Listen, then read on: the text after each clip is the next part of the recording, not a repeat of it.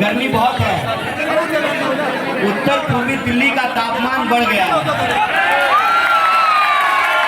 इसलिए सम्मानित मंच से हमारी पूर्व पार्षद कांग्रेस पार्टी की, आम आदमी पार्टी के, हमारे कांग्रेस पार्टी के नेता, पूर्व मंत्री, दोनों ही पार्टी के, आम आदमी पार्टी और कांग्रेस पार्टी के सभी कार्यकर्ताओं और नेताओं को क्षमा मांगते हुए कि अगर औपचारिकता करने लगे तो बेचारे जो है लोग इतनी गर्मी में, इतने पसीने में, इतनी भारी तादाद में यहाँ बैठे हुए हैं, तो मैं आप लोगों की तरफ से इनको इकट्ठे प्रणाम कर लेता हूँ। पूरे मंच को एक बार मैं नमस्कार कर लेता हूँ और बिना किसी औपचारिकता के सीधे आपसे 2-3 बात कहने के लिए आया हूँ। पहली बात, देखिए, इस बार देश के भीतर 2 तरह के बदलाव की बात हो रही है। एक तरफ भाजपा के नेता हैं जो संविधान को बदलने की बात कर रहे हैं और दूसरी तरफ इंडिया अलायंस के लोग हैं जो लोगों के हालात को बदलने की बात कर रहे हैं। और ये जो देश में 2 अलायंस है, एक तरफ एनडीए और दूसरी तरफ इंडिया, ये 2 अलायंस आमने सामने इस बात को लेकर हैं कि उनको वो कहते कि दोस्त का विकास ही देश का विकास है, और हम कहते हैं कि 2-4 दोस्त का विकास देश का विकास नहीं है। और यही जो वैचारिक संघर्ष है, इस वैचारिक संघर्ष को देखते हुए यह इंडिया अलायंस बनाया गया है। और इस इंडिया अलायंस में ये जो अलायंस है, ये सिर्फ नेताओं का अलायंस नहीं है। अलायंस सिर्फ 1-2 पार्टी का अलायंस नहीं है। ये अलायंस देश के भीतर रहने वाली जो जनता है, वो अलायंस इस देश की जनता में उतर रहा है। इसीलिए सिर्फ मंच पे नेता एक साथ नहीं बैठ रहे हैं, दिल्ली में, उत्तर पूर्वी दिल्ली में आम आदमी पार्टी और कांग्रेस पार्टी की जनता और कार्यकर्ता भी साथ में बैठ रहे हैं। तो मैं आप तमाम मतदाताओं से ये कहना चाहता हूं कि इस बार जो देश के लोग बदलाव चाहते हैं अपनी हालत में, जो अन्याय को समाप्त करके न्याय की स्थापना करना चाहते हैं, उन तमाम कार्यकर्ताओं और नागरिकों से मैं कहना चाहता हूं कि मन में कोई संदेह नहीं रखना है। दिल्ली में 7 सीट है, 4 सीट पर बदलाव का निशान झाड़ू है और 3 सीट पर बदलाव का निशान हाथ है। हम आप सबसे यह निवेदन करने के लिए आए हैं कि मन में कोई शक नहीं रखना है, मन में कोई संदेह नहीं रखना है। नेता कहें या ना कहें, कोई आपको बुलाए या ना बुलाए, यह देश बचाने का सवाल है और देश बचाने के सवाल पर, संविधान बचाने के सवाल पर हम सब। और दूसरी बात यह है कि जिस तरीके से उत्तर पूर्वी दिल्ली के लोगों ने हमको प्यार दिया है, जिस तरीके से उत्तर पूर्वी दिल्ली की हमारे आदरणीय माओं ने, आदरणीय बुजुर्गों ने जो प्यार दिया है, जो नौजवान साथियों ने समर्थन दिया है, जिस तरीके से हमारी माताओं ने अपने आंचल से हमारा पसीना पोंछा है, जिस तरीके से आदरणीय बुजुर्गों ने सर ठोक करके आशीर्वाद दिया है, जिस तरीके से नौजवानों ने हाथ से हाथ जोड़ करके कहा कि भैया उत्तर पूर्वी दिल्ली की सम्मान के लिए, बदलाव के लिए हम मिल करके काम करेंगे, ये उसी का नतीजा है। ये उसी का नतीजा है कि यमुना पार में आप रहते हैं, इस पार यमुना के उस पार में आदरणीय प्रधानमंत्री जी रहते हैं। आदरणीय प्रधानमंत्री जी को ये 10 दिन का जो आपका प्यार और आशीर्वाद है, उसका असर ये है कि 10 साल से जो प्रधानमंत्री यमुना पार नहीं आए थे, प्रधानमंत्री यमुना पार साल में पहली बार आदरणीय प्रधानमंत्री जी यमुना पार आए हैं। 10 साल में पहली बार आदरणीय प्रधानमंत्री जी यमुना पार आए हैं। आपको मैं कहता हूं, अपना प्यार और आशीर्वाद बनाए रहिए। अभी तो मैं कुछ भी नहीं हूं, अभी तो मैं पूर्व पार्षद भी नहीं हूं, विधायक भी नहीं हूं, अभी तो मैं प्रत्याशी हूं। आप अपना आशीर्वाद बनाए रखिए। जिस तरीके से आपने गुमराह करने की हर साजिश को नाकाम किया, आपने झूठ का पर्दाफाश किया और जो हकीकत है अपनी, उस हकीकत को बड़ी मुखरता से बयान किया, कि उसी का नतीजा है कि अभी तो मैं प्रत्याशी बना हूं। 10 साल में पहली बार आदरणीय प्रधानमंत्री जी यमुना पार आए हैं। अपना आशीर्वाद बनाए रखिए। मैं उत्तर पूर्वी दिल्ली की महान जनता को कहता हूं, अभी प्रधानमंत्री यमुना पार आए हैं, पूरी की पूरी सरकार को यमुना पार में रखिए। यह बात मैं आपको क्यों कह रहा हूं? यह बात मैं आपको इसलिए कह रहा हूं, देखिए, जब तक बच्चा रोता नहीं है ना, मां को भी नहीं पता चलता है कि भूख लगी हुई है। लोकतंत्र में विकल्प का होना बहुत जरूरी है और वो विकल्प इंडिया अलायंस ने दिया है।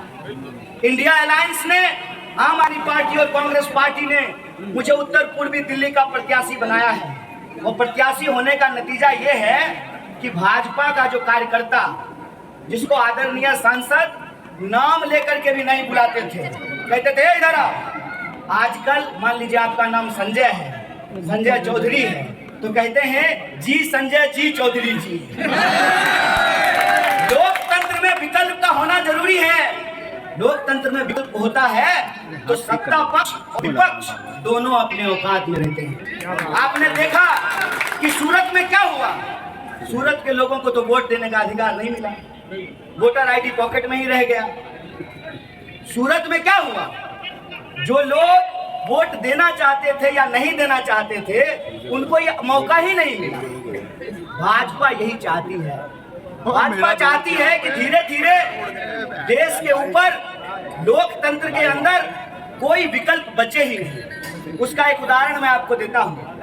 दिल्ली में 7 सीट है, 6 सीट पर बीजेपी ने कैंडिडेट बदल दिया। और आपकी जानकारी के लिए आज ही अंग्रेजी अखबार में छपा है, मनोज तिवारी जी सबसे कम काम करने वाले सांसद हैं। मनोज तिवारी ने सांसद निधि के 25 करोड़ को भी ठीक से खर्च नहीं किया। जब हम यहाँ आए और विकास के सवाल को चुनाव का मुद्दा बनाया, यहाँ जो जाम की समस्या है उसको चुनाव का मुद्दा बनाया, जो लोगों के नल में पानी नहीं आता है, नाली से जो पानी बहता रहता है उसको मुद्दा बनाया, अस्पताल का मुद्दा बनाया, सड़कों के चौड़ीकरण को मुद्दा बनाया, डबल पुस्तकों का मुद्दा बनाया। और ये सारे वादे उनके ही वादे हैं जो हमने उनको याद दिलाया। उसका नतीजा ये है कि मीडिया में पहली बार सांसद जी ने कहा कि हम 14,000 करोड़ का काम करवाए हैं। बताइए, 14,000 करोड़ का काम करवाए हैं, दावा करते हैं, और सांसद निधि का 25 करोड़ खर्च नहीं कर पाए। आपको मालूम है सबसे ज्यादा काम किया भाजपा के सांसद डॉक्टर हर्षवर्धन ने। बीजेपी ने उनका टिकट काट दिया और मनोज तिवारी जी को टिकट दे दिया। यह सोचिए कि ऐसा क्यों किया गया है। ऐसा इसलिए किया गया है कि उत्तर पूर्वी दिल्ली में रहने वाले लोगों के बारे में भाजपा यही सोचती है। उनको लगता है वहां तो यही चलता है। अरे साहब, गाना बजाना अच्छी बात है, हम लोग भी सुनते हैं, लेकिन सांसद का काम जनता के लिए विकास का काम करना होता है।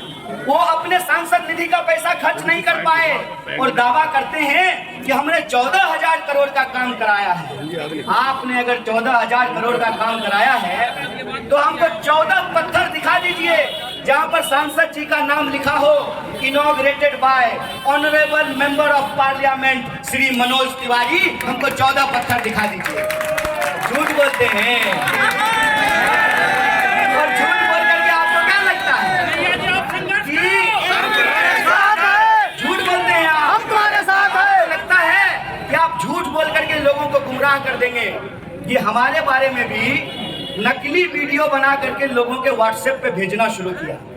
मुझे लगा चलो कोई बात नहीं है, झूठ बोलना इनकी कोई नई आदत तो है नहीं। जब उन्होंने लगातार जारी किया तो लोगों ने हमसे पूछा कि आपके बारे में नकली वीडियो बना करके बीजेपी घुमा रही है। हमने कहा है औकात तो बोलो उसको, अगर हमने गलती की तो किसी चौराहे पे खड़ा होकर के हमको फांसी दे दे, वरना झूठ बोलना बंद करे, उसके झूठ से हमको कोई फर्क नहीं पड़ता है। आप सरकार चला रहे हैं 10 साल से, गृह मंत्री आपके हैं, क्या सिपाही जी जैसा का बाकी गृह मंत्री है, हम तो नहीं है ना, मेरे बाबूजी भी नहीं है। संजय के लिए ताली। कौन कानून व्यवस्था चलाता है? सरकार चलाती है। आप सरकार चला रहे हैं और आप हमारे खिलाफ, आपको कोई सबूत नहीं है। अरे आप तो बिना सबूत को लोगों को जेल में बंद करके रखते हैं। आपने 2 मुख्यमंत्री को पकड़ करके जेल में डाल दिया, हमको जेल में नहीं रख पा रहे हैं। लोगों को बेवकूफ बनाना बंद कीजिए और इस सवाल का जवाब दीजिए कि मुझे गाली देने से उत्तर पूर्वी दिल्ली के लोगों की नाली नहीं बन जाएगी। आपने इस क्षेत्र के लोगों का काम क्यों नहीं किया? इस सवाल का जवाब दीजिए। आपको लोगों ने एक बार नहीं, 5 साल के लिए नहीं, पूरे 10 साल के लिए सांसद बनाया है। आप 10 काम बता दीजिए जो आपने इस क्षेत्र के लिए किया हो। इनके पास एक भी काम नहीं है जो गिना सके। अभी जब हम रोज सवाल पूछ रहे हैं 10 दिन से लगातार, तो एक पोस्टर लगाया है इन्होंने और पोस्टर में कह रहे हैं मंडोली की सबोली रेलवे स्टेशन बनवाए हैं। देखे हैं रेलवे स्टेशन दिखा है, कोई ईंट भी है वहां पे? कितना झूठ बोलते हैं साहब। जो सहारनपुर दिल्ली एक्सप्रेसवे है, आप मुझे बताइए, गोंडा में रहने वाले लोग, बाबरपुर में रहने वाले लोग, रोहतास नगर रहने वाले लोगों को उस एक्सप्रेसवे से क्या मिलेगा? उल्टे अगर अंडरपास नहीं बनाया गया तो दिल्ली से चल करके पहले आप उत्तर प्रदेश जाएंगे, फिर घूम करके वापस दिल्ली आकर के अपने घर को आएंगे। 2 गांव इन्होंने गोद लिया। इन्होंने चौहान पट्टी गोद में ली, इन्होंने कादीपुर गांव गोद में लिया, सभापुर वार्ड इन्होंने गोद में लिया। मुझे बताइए, गांव तो वहीं का वहीं है, मीडिया को गोदी में जरूर बिठा लिया है।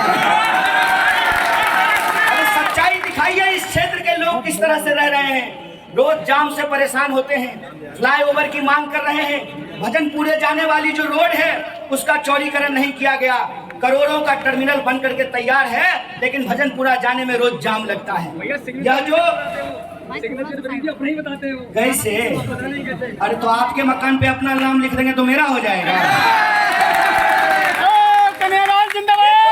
ये जो हकीकत है, उस हकीकत पर जब हमने सवाल पूछना शुरू किया है तो सांसद महोदय पिछले 10 साल में जितनी बार आपके गली में नहीं आए थे, उससे ज्यादा बार पिछले 10 दिन में आ चुके हैं। इसीलिए मैं कहता हूँ, लोकतंत्र में विकल्प को जिंदा रखना जरूरी है और लोकतंत्र में अगर आप विकल्प को जिंदा रखेंगे तो सत्ता पक्ष भी दायरे में रहेगा और विपक्ष भी कायदे में रहेगा। यही लोकतंत्र की परिभाषा है। मैं दिल्ली आया 2009 में यूपीएससी करने के लिए। तिवारी जी कहते थे, मनोज जी कि 30-40 दिन के लिए आए हैं, चले जाएंगे। सांसद महोदय, अभी तो हम प्रत्याशी बने हैं तो आपको जो है इस 40 डिग्री में कपकपी छूट रहा है। कांपिए मत, कांपिए मत, कांपने की जरूरत नहीं है। अभी आपकी जानकारी के लिए बता दूं, जब मनोज तिवारी जी सांसद का चुनाव लड़ रहे थे गोरखपुर से योगी आदित्यनाथ जी के खिलाफ समाजवादी पार्टी से, तब मैं दिल्ली में रहा करता था और उत्तर पूर्वी दिल्ली में ही रहा करता था। मैं मुखर्जी नगर के नेहरू विहार जे कॉलोनी में रहता था। इसीलिए गरीबी हमने किताब में नहीं पढ़ी है। हमको मालूम है कि मई के महीना में गटर का नाली महकने क्यों लगता है। जैसे जैसे तापमान बढ़ता है वैसे वैसे उसकी बदबू बढ़ने लगती है। हमको मालूम है कि गर्मियों में लोड शेडिंग होता है और बिजली काट दी जाती है।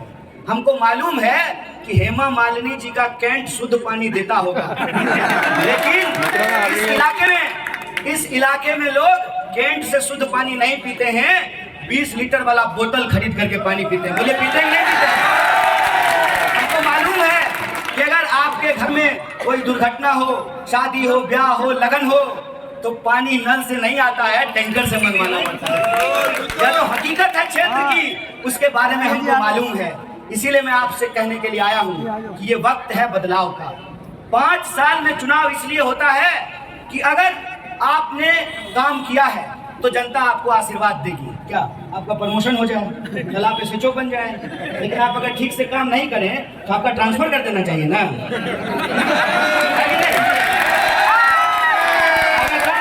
अगर ठीक से काम करें तो एसएचओ क्यों, इनको एसीपी बना देना चाहिए, फिर डीसीपी बना देना चाहिए। बिल्कुल सही बात, ऐसा ही नियम बनाया गया है ना। सही बात। तो आप जिंदाबाद बचा के रखना है 4 तारीख को। ये बताइए कि सांसद महोदय ने उत्तर पूर्वी दिल्ली के लिए काम किया है?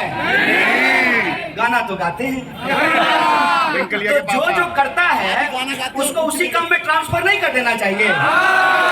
बताइए, ना ठीक से अभिनेता बन पा रहे हैं, ना ठीक से नेता बन पा रहे हैं, तो नेता से ट्रांसफर करके उनको वापस अभिनेता बना दें। क्या कहते हैं आप लोग?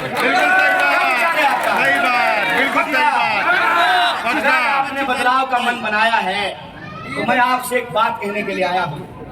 आप बदलाव कीजिए किसी व्यक्ति को सांसद बनाने के लिए नहीं, आप बदलाव कीजिए अपने मुद्दे के लिए। आप बदलाव इसलिए नहीं कीजिए कि किसी की सरकार बनवानी है, किसी अलायंस को जितवाना है, किसी को प्रधानमंत्री बनवाना है। आप बदलाव कीजिए अपने जीवन से जुड़े हुए मुद्दों के लिए, अपने हक और अधिकार के लिए, अपने आने वाली पीढ़ी के लिए। और इस क्षेत्र के जो मुद्दे हैं वो मुद्दा ये है कि इस दिल्ली की 7 सीट है, 6 पर कैंडिडेट बदल दिया गया, आपका कैंडिडेट नहीं बदल दिया गया। जबकि कैंडिडेट की रियलिटी क्या है कि कैंडिडेट जब चुनाव लड़ने आए थे तो सबसे गरीब प्रत्याशी थे। 10 साल में उनके खाते में 28 करोड़ पहुंच गया है। कितना? 28 करोड़। आपके खाते में 15 लाख आया, 2 करोड़ नौकरी मिली, महंगाई तो कम हो गई होगी। अरे क्या बात करते हैं, महंगाई कम नहीं हुई। तो जिनको 450 रुपए का सिलेंडर महंगा लगता था वो 1100 रुपए का सिलेंडर खरीद करके आहवाह कर रहे हैं। ए भाई, ये नेता लोग बुड़बक बनाएगा, नेता लोग बेवकूफ बनाएगा, गुमराह करेगा। ये वक्त है अपने हक और अधिकार को समझने की। मैं तो भाजपा के लोगों को भी कहता हूँ, बदलाव करके देखिए, बदलाव जरूरी है, वरना भाजपा आपके ऊपर मनोज तिवारी जैसे लोग ही थोपते रहेंगे। बदलाव का मन बनाइएगा तो बीजेपी भी अगली बार पीएचडी होल्डर लेकर के आएगी। फुल टाइम काम होता है जी, सांसद का काम फुल टाइम काम होता है, पार्ट टाइम काम नहीं होता है। बिल्कुल। फुल टाइम काम का मतलब है कि सांसद को संसद भवन में जाना, संसद भवन में क्षेत्र के लोगों के सवाल को उठाना, जो सांसद निधि का पैसा है उसको क्षेत्र के बीच में खर्च करना। और हम कहते हैं कि अगर लड़ने वाला नेता हो तो सरकार किसी की हो, लड़ करके काम करा सकता है अपने क्षेत्र का विकास। इसीलिए जो तीसरा अपील मैं आपसे करने के लिए आया हूँ कि अगर आपने बदलाव का मन बनाया है, एक बार और चेक कर लेते हैं, बनाया कि नहीं बनाया? बनाया है। हाथ उठा के बताइए। हाथ उठा के, जबकि हाथ नीचे नहीं रहनी चाहिए। अगर बदलाव का मन बनाया है तो तीसरा जो आखिरी अपील मैं आपसे कहना चाहता हूँ, देखिए चुनाव का वक्त है। चुनाव में सबसे मुश्किल ये होता है कि नेता लोगों का काम है लोगों को आपस में लड़ा देना, लोगों के बीच में झगड़ा करा देना। जानबूझ करके मनोज जी ने हमारे ऊपर हमला कराया अपनी हार की बौखलाहट से, जबकि उनको ये समझना चाहिए कि उनके बॉस से जब हम नहीं डर रहे हैं, कम से कम जो आदमी जेल घूम करके आ गया है उसको नमूना टाइप के गुंडा से डर लगेगा? पुलिस का डंडा सबसे भारी होता है ना सर? तो नमूना टाइप का गुंडा भेज करके उनको लगा कि इसको डरा देंगे। हम डरने वाले नहीं हैं, लेकिन मैं आप तमाम लोगों से कहना चाहता हूं कि आप लोग भी डरे नहीं, घबराए नहीं और गुमराह नहीं। वो कोशिश करेंगे आपको आपस में झगड़ा लगा देने की। भाजपा का लोग भी अगर आपसे झगड़ा करने के लिए आए तो हाथ जोड़ करके कहिएगा, भाई 10 साल से तुम जिसको वोट दे रहे हो ना, हैट्रिक मुबारक हो तुमको। झगड़ा नहीं करना है, शांति बना करके रखना है और अपने मुद्दे से भटकना नहीं है। हमारा मुद्दा यह है कि हमको ऐसा सांसद चुनना है जो हमारे सुख दुख में खड़ा हो, जो इस क्षेत्र की समस्याओं को प्रमुखता से उठाए। देखिए 10 दिन में इनको हम खींच करके विकास के मुद्दा पर लेकर के आए हैं ना। पहली बार जो है ये अपने काम का झूठा पोस्टर लगवा रहे हैं। प्रधानमंत्री जी चल करके यमुना पार आए हैं तो अपने मुद्दे पर टिके रहना है। ये कोशिश करेंगे झगड़ा लड़ाने का, अफवाह फैलाएंगे, गुमराह करेंगे। हमको लोकतंत्र के पर्व को शांतिपूर्ण तरीके से मनाना है और लोकतंत्र की ताकत वोट में होती है। हर तानाशाही का जवाब वोट से, हर तानाशाही का जवाब वोट से, हर नफरत का जवाब वोट से और हर अन्याय का जवाब वोट से। इसीलिए सिख ईसाई हम सब हैं भाई भाई भाई भाई भाई मैं ये कह रहा हूँ, इस बात को ध्यान में रखना है नफीस मलिक और जिंदाबाद। तमाम लोग मिल करके, हाँ सब अपना अपना नेता कह के पार सब लोग जो है उस दिन इस पर्व को त्योहार की तरह मनाइए, पर्व की तरह मनाइए, उत्सव की तरह मनाइए। लोकतंत्र में आपको ये मौका मिला है। हमने इनकी हर साजिश को नाकाम किया है, इनकी हर कोशिश को नाकाम किया।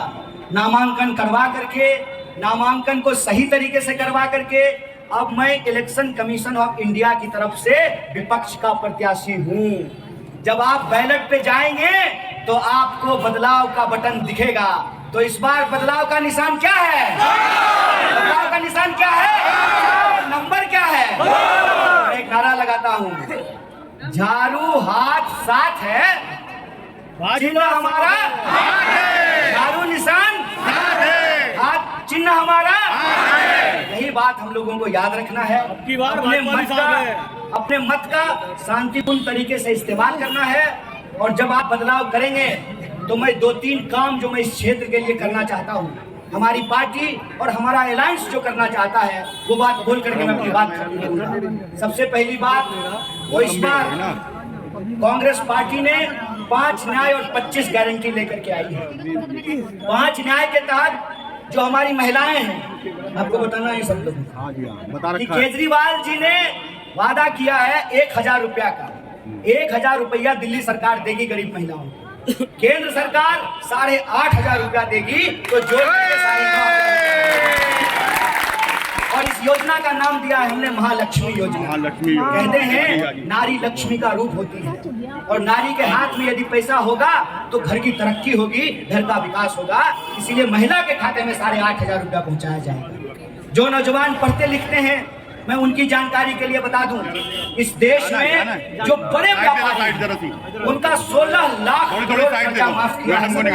16 लाख करोड़। सीधा सवाल है साहब, देश सबका है, देश अमीर का भी है, देश गरीब का भी है, देश डीजीपी साहब का भी है और देश कांस्टेबल साहब का भी है। देश सबका है, हम सबका देश है।